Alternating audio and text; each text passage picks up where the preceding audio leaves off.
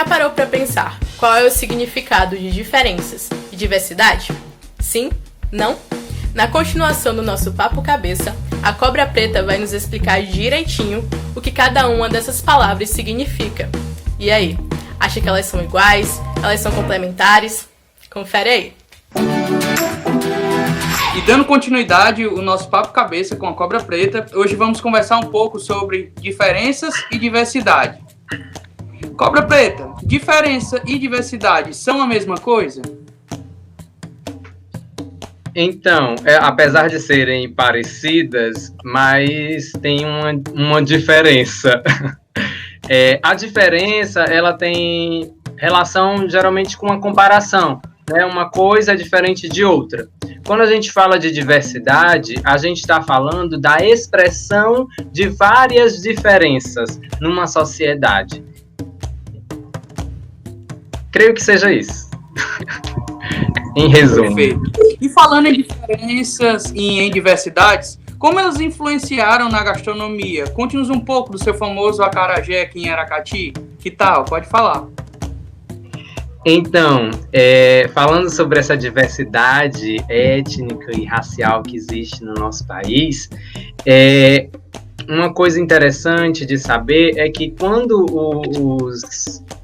as pessoas que foram escravizadas chegaram aqui, elas tiveram que ir adaptando o seu paladar e adaptando também as suas comidas ao que tem aqui, né? E o alimento para o povo africano, ele tem uma relação que se conecta com a espiritualidade, né? E aí é onde conecta o acarajé. O acarajé, ele é uma comida de santo, né? É uma comida de Iansã, a deusa dos ventos, dos raios, dos trovões. E ele é oferecido a ela nos cultos do candomblé. E o acarajé, ele significa acará, bolinho, né? E jé, quente, ou comer, né? Que jé vem de AG1, que é de comer. Então, esse significa comer um bolinho quente. E esse bolinho, ele é feito de feijão, né? Temperado com sal e cebola.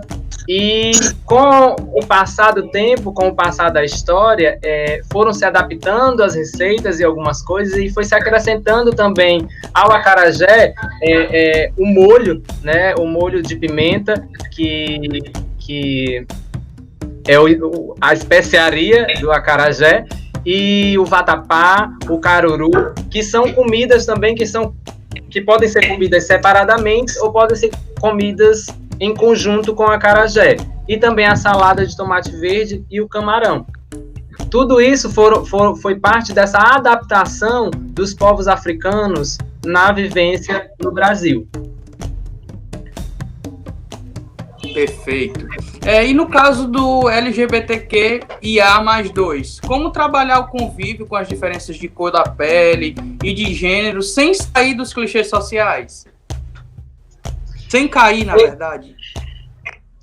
Então, quando a gente fala das pessoas LGBTQ+, a gente tem que pensar e refletir que existem nessa sociedade preconceitos que eles vão se acumulando, né? Então, quando uma pessoa ela é LGBTQ e ela é negra, então ela tem muito mais possibilidades de sofrer preconceitos, né? Então, o que é importante quando a gente está tratando dessas questões que envolvem raça, gênero e sexualidade, a gente se direcionar às pessoas buscando delas como elas gostam de ser tratadas, como elas gostam de ser chamadas.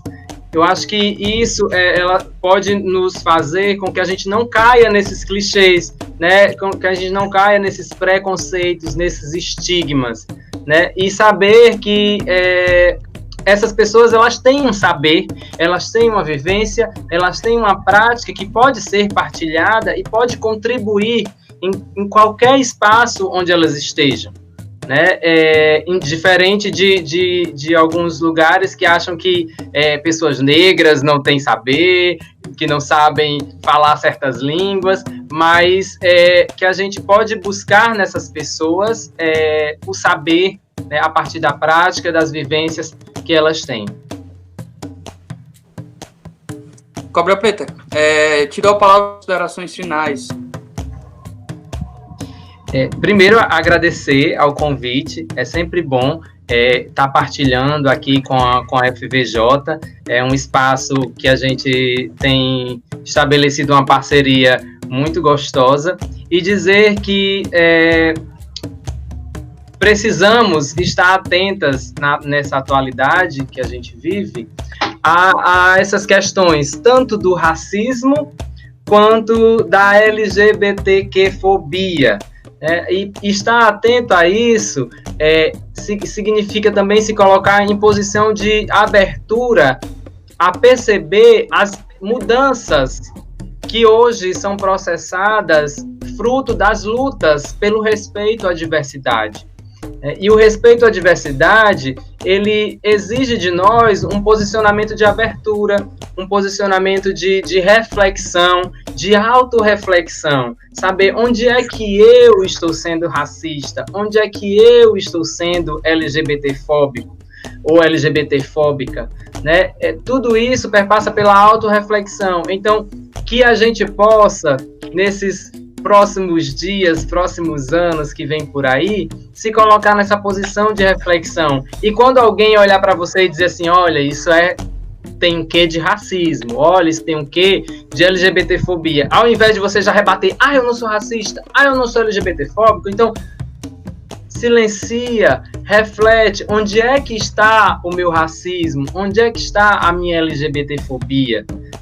Eu acho que refletir é muito importante para que a gente possa avançar e desconstruir esses preconceitos que existem na nossa sociedade.